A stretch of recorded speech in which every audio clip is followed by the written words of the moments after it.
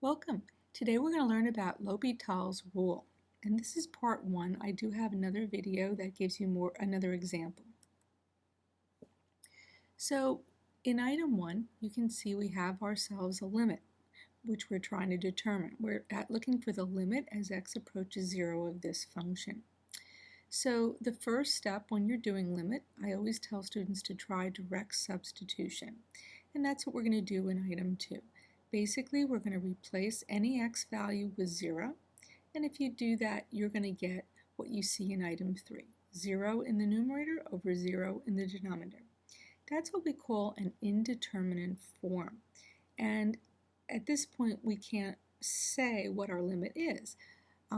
We're going to have to apply L'Hopital's rule in order to do that. Just to mention as well, in item 4, I've listed other indeterminate forms. You don't always have to have 0 over 0. You could have any of the ones that you see in item 4. But today, in this example, we do have 0 over 0. Okay, so as I said, we have item 1. We're trying to find our limit. And in item 2, we already determined, as you can see in 3, that we have an indeterminate form when we do direct substitution. So what we're going to do is we're going to focus on the numerator and then the denominator. So you look at item 4, the numerator we're going to call f, and item 5, the denominator we're going to call g.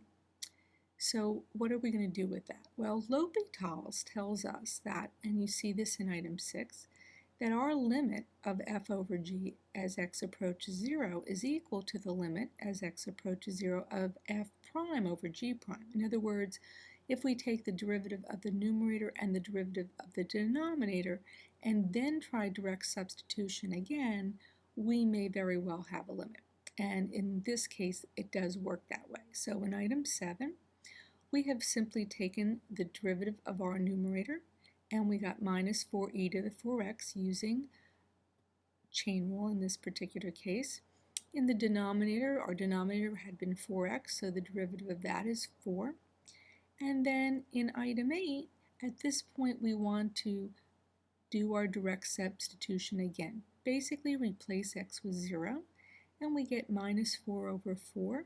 In item 9, we simplify, and we have found our limit, which is minus 1. Now I wanted to just talk in general about L'Hopital's rule, which is a theorem. So basically in item 1, we have a limit of f over g as x approaches c. In our case today, c was 0. And we had a function in the numerator and a function in the denominator. In item 2, we state that both functions are functions of x, and in 2, both are differentiable on an open interval containing c. In item 3, g prime does not equal 0 except possibly at c. So if our limit gives us an indeterminate form, and I've listed all the different possible indeterminate forms in 3, then in item 4, the limit of f over g as x approaches c is equal to the limit of f prime over g prime as x approaches c. And this limit must exist or be infinite. So that's the more general form of L'Hopital's rule. Now go practice, practice, and practice some more.